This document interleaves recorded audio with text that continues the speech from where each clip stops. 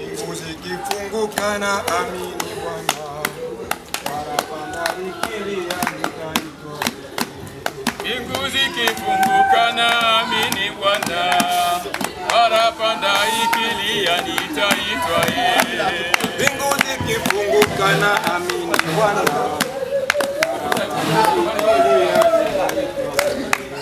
mbingu zikifunguka na amini Bwana, parapanda ikilia nitaitwa.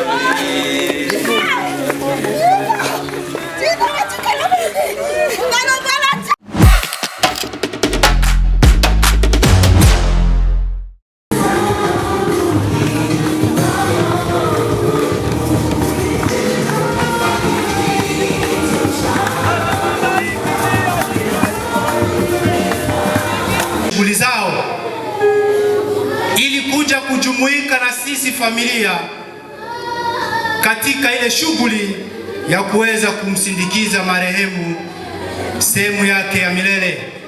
Benu Mwechilonge, tunakwenda kusoma ile hotuba fupi ya maisha ya marehemu. Marehemu alifahamika kwa majina ya Julita Kiza, mtoto wa jamaa la Bashiuma. Baba wa marehemu aliitwa kwa jina la Selemani Matango wa jamaa la Bashiuma. Mama wa marehemu alijulikana kwa majina ya Nyota Amisi wa jamaa vile vile la Bashiuma. Ina maana marehemu alikuwa Mshiuma, Mwipwa wa Bashiuma. Kuzaliwa. Marehemu alizaliwa hapa Tanzania kwenye kijiji cha Kirando mwaka wa 1952. Maisha yake ya ndoa.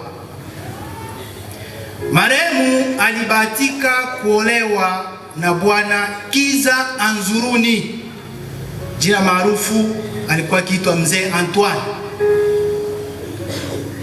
Wawili hawa kumrazi Mzee Anzuruni naye vile vile kaisha tangulia mbele za haki. Alikuwa mzee wa jamaa la Babungwe, nyumba ya Akyumbe.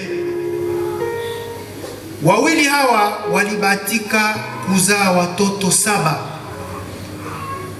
Katika hao watoto 7 mulikuwemo wanaume 3, wanawake walikuwa ni 4. Kazi ya Mungu haina makosa. Jumla ya watoto walio hai ni watoto 4, waliofariki ni watoto 3. Na katika wale walio hai mwanaume ni 1 tu, wanawake ni 3.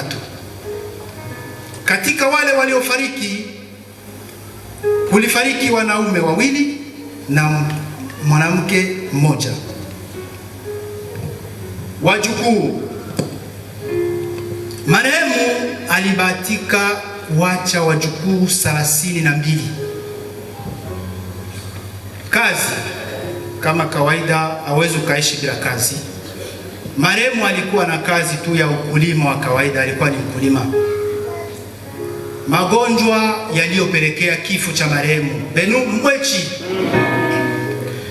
Baada ya mume wake kufariki, marehemu aliandamwa sana na madhaifu. Alikuwa akiumwa, anaenda hospitali, anapewa dawa, anarudi, anapewa dawa, anarudi. Lakini ulifika mwaka fulani magonjwa yalimwelemea sana. Katika magonjwa hayo sisi kama vile familia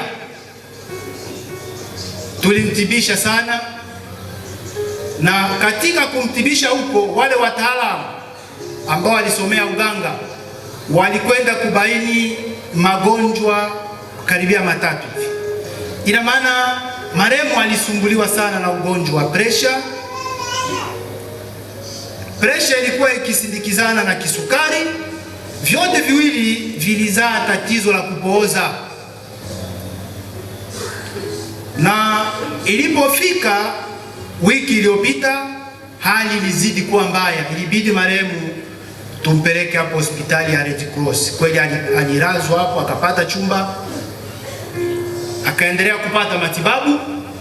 Ilipofika Jumanne, siku ya pili, tariki 24 mwezi wa 3 na saa 11 jioni, marehemu akawa ameaga dunia. Kwa haraka tu, ukilinganisha miaka ya kuzaliwa 1952 na mwaka huu wa 2026, marehemu hapa chini ya jua ameishi miaka 74. Benu miwechi malelolonge. Kwa hiyo hichi ambacho familia imekwenda kukisema ndicho utakachopeleka. Ukipeleka mengine basi utajuana wewe na Mungu wako. Benu miwechi miomolonge.